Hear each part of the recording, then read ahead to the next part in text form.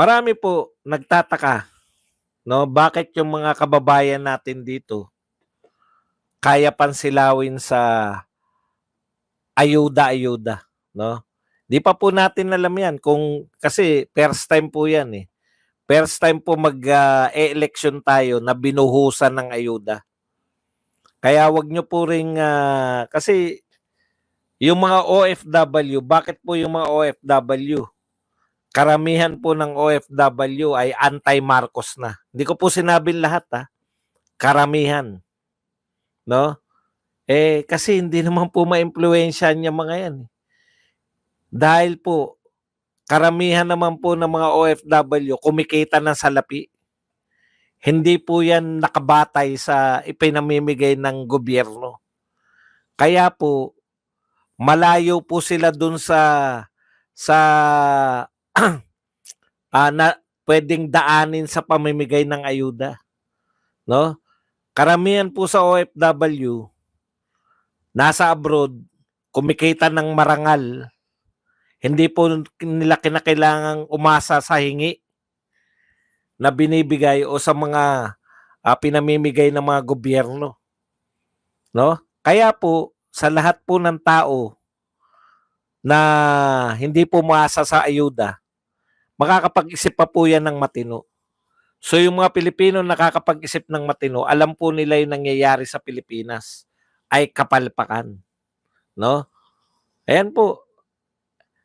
Iba po kasi yung sitwasyon ng mga Pilipino na, bakit bakit sa tingin niyo alam na ng mga lahat ng tao. Iba po kasi yung sitwasyon yung mga OFW. Kayo pong mga OFW, sa marangal kayo kumikita. At dahil marangal po yung pagkita nyo, hindi kayo basta-basta naiimpluwensya ng magbibigyan lang kayo ng ayuda, pikit mata na. Pikit mata na kayo sa ibang sa ibang ginagawa ng gobyernong ito. Kaya kitang-kita po nila, eh. Kitang-kita nila yung mga transfer ng mga pera, PDIC, PhilHealth. Nakikita nilang anomalya yan ng mga OFW. Yun po yun, eh. Yun po yung pagkakaiba. Kasi nagiging independent ka mag-isip pag hindi ka umaasa ng kabuhayan mo, lalo na sa gobyerno. Pero kung ikaw ay katulad ka ng umaasa dyan sa ayuda, wala ka talagang matinong pag-iisip. Kasi pagtatanggol mo yan, eh.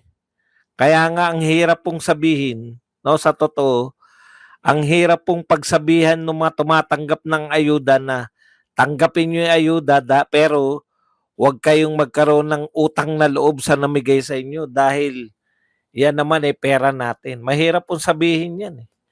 Talagang kung umaasa lang sila sa ayuda, talagang magkakaroon ng utang na loob sa mga politiko. Kaya ang hirap po kalaban dito, no? Constant. Kinakailangan mo na mabuti na lang, hindi nila nabibigyan lahat ng ayuda.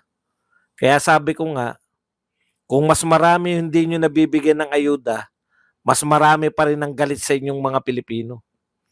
Tinitiyak ko sa inyo, lahat ng nasa abroad, hindi nyo madadala yan sa ayuda, eh. Yan pa po ang nagbibigay, no?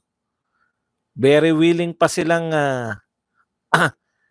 very willing pa po silang maggumastos para lang magpakita ng suporta sa mga Duterte. Nakakatuwa po kasi Protect BP Sara yung nakikita ko ron na placards nila o tarpaulin diyan sa Shibuya, Japan. Okay. Punta na po tayo rito sa alam nyo mga congressman, ito po real talk tayo. Daming problema ng Pilipinas. Kala ko okay na yung direksyon nyo, eh.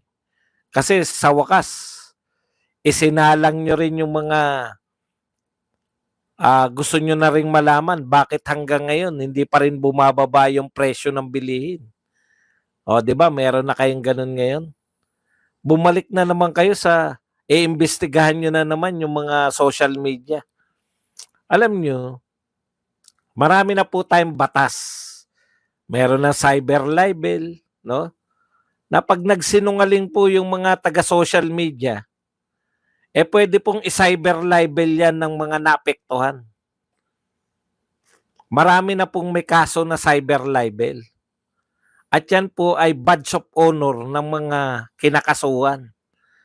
Katulad po nung una, yung na importante pa po yung papel ng media, yung mainstream media. Hindi naman po natatakot yung mainstream media, yung mga reporter sa libel. Sa totoo lang po, badge of honor po yan ng mga media. Ngayon po, hindi na sila makakasuhan. Bakit? Wala na po yung media natin. Diniklara ko na po yan. Ilang buwan nang nakakalipas. Social media na po ang pinaniniwalaan ng mga tao. Kaya nga, iimbestigahan na Di ba? Dahil yung mga Pilipino po, umaasa na ng impormasyon, hindi na po sa mainstream media. Ang dami yung mga tinatagong balita Okay.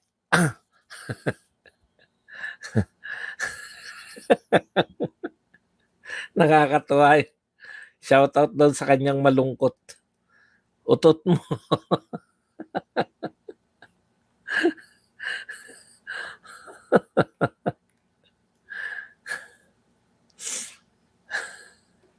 Okay.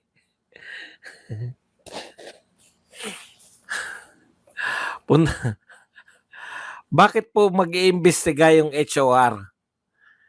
Ano po ang mahihitan ninyo sa pag-iimbestiga po sa social media?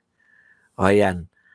Badong, ibig mo ba sabihin walang fake news sa social media? Meron. Meron po. Pwede ba namang walang fake news? Katulad lang din po yan ng sa media, no? Yung traditional media. Iba lang yung pagpe-fake news nila Sila selective yung pagbabalita, yung pabor po sa mga kliyente nila. Yung pabor po sa mga oligarkong may-ari ng media, broadcast man o anong tawag sa dyaryo? Print. Yan, broadcast, yan po yung sa radyo, TV. Print media, yan po yung mga dyaryo, no? Broadcast or print media. Alam nyo po, sa totoo lang,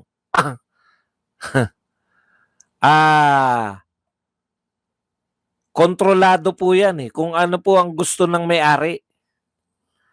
Mahirap po kung ang may-ari, taga-Congress din.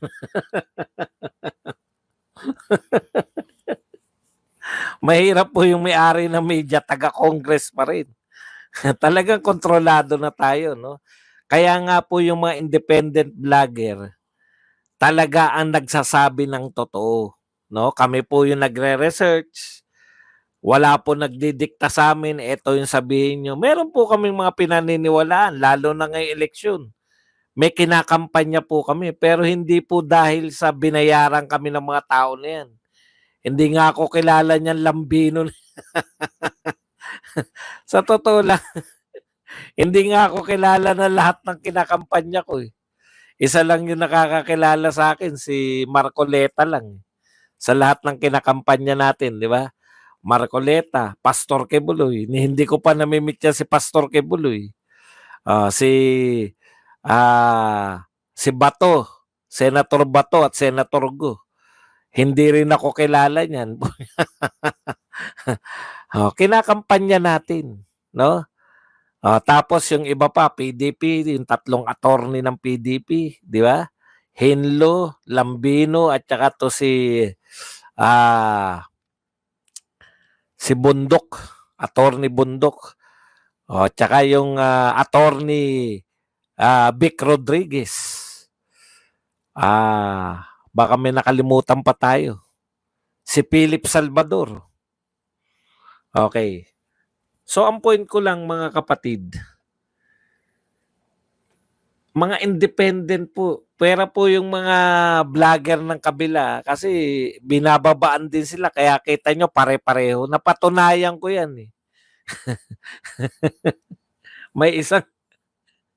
May isang araw ako topic nila lahat eh. Pati yung ginamit na video, iisa lang eh. Kasama pa si Abby dun. Sabi ko, grabe talaga itong mga to. Siguro binabasa kanila, o eto, i-topic nyo si Badong. No? Talagang may isang araw na ako topic nila lahat. Kaya alam mo na ano, kami po, in fairness po sa mga vlogger ng Duterte, mga pro Duterte, makikita nyo po yung pagkakaiba eh. Iba-iba topic namin. Una, iba-iba topic namin. May mga vlogger pa nga na nag-aaway-away.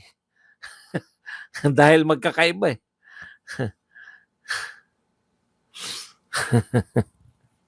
Okay. Hindi po achievement tong, ay tapos na pala tayo dyan. Hindi po achievement yan. No? Dito po tayo.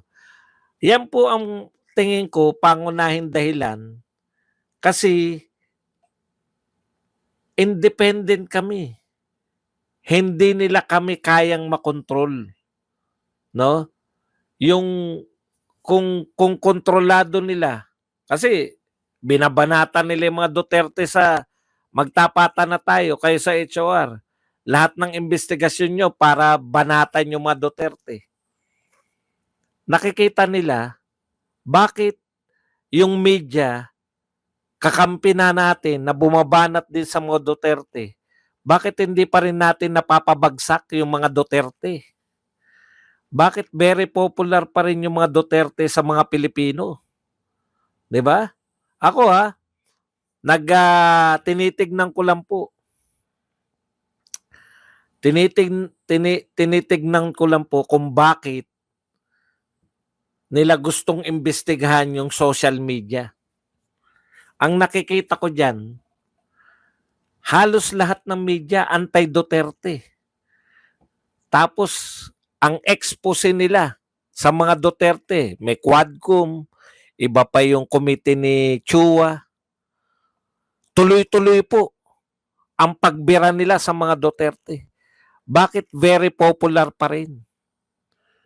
Kontrolado na nga nila, anti-Duterte na nga yung media, anti-Duterte na nga yung ginagawa nilang uri ng investigasyon. Hindi naman patas yung ginagawa nilang investigasyon eh. Kung patas yan, sabi nga natin, halimbawa dyan sa Quadcom, bakit wala man lang kayong testigo na kampi sa mga Duterte? Di ba? Bakit lahat ng testigo nyo anti-Duterte? Bakit wala kayong kinuwang biktima, testigo na biktima naman ng mga addiksyonis? Mga kamag-anak ng mga nirape ng mga adik, kamag-anak ng na-hold up o mismong mga na-hold up, no? Para maging balanse. Wala po, di ba? One way lang po yung kanilang investigasyon eh. O si BP Sara na nga po nagsasalita rito sa investigasyon nung siya naman ang sinasalang. Wala silang kakampi. Hindi sila pwedeng magsalita. O ngayon, ang tanong, bakit po kabila ng lahat ng mga pagsisikap nila, sila pa po ang nangungulelat sa mga survey? O, di ba? Talo po sa mga survey si Dan Fernandez. Talo din yan sila Chua. Yung mga sikat na personalidad na bumabanat sa mga Duterte, isinusuka po sila mismo dun sa lugar nila. Hindi po ako magtataka kung marami pong mga pro-Duterte senators ang pumasok. Kasi alam niyo po, sa totoo, ito sukatan to, itong 2025. Itong 2025 election eh. Pag konti lang po yung pumasok na mga Duterte, talagang yan ang gusto nyo. Ito na mismo, yung palakad na to na. Simple lang yan eh. Gusto nyo nang baguhin, bumalik sa dati. Yung pamamahala ng mga Duterte na may concern talaga. Yung maraming totoong achievement, hindi yung panay-hukay lang. Yung hindi pati yung budget ginagawang achievement, nakakatawa. Nakakatawa po kayong mga supporter ni BBM. Wala kayong may pagmalaking achievement. Ha? Wala kayong may pagmalaki. budget na lang pinirmahan ni BBM, pinagmalaki nyo pa. Taon-taon po yan. Taon-taon po yan. O ngayon, bakit po mga vloggers? Siyempre, alam nyo na-realize nila na ang susi ng kasikatan pa rin ng mga Duterte, yung mga vloggers, hindi bumibitaw. Yung mga vloggers na walang bayad, mas mahirap pong gibain yung vlogger ka tapos hindi nagbabayad kasi yung mga bayarang vlogger madali lang pong pabaliktarin yan Taasan mo lang ang bayad, ewan ko lang hindi ko po alam yung utak ng mga bayaran Achievement nila si Mary Jane Veloso. Achievement nila pag may mga hinukay, yung mga groundbreaking, putya, pagmamalaki. Pati nga yung kasiraan nila, achievement pa nila Ano yung mga kasiraan nila na achievement nila? Pag may tinitira tayo ng mga China, yung mga bangka natin, pagmamalaki nila yan. Ito, tinira na naman kami ng China. Nasaan yung mga pro-China dyan? Kasiraan po ng Pilipinas yan Kung makapagmalaki kayo.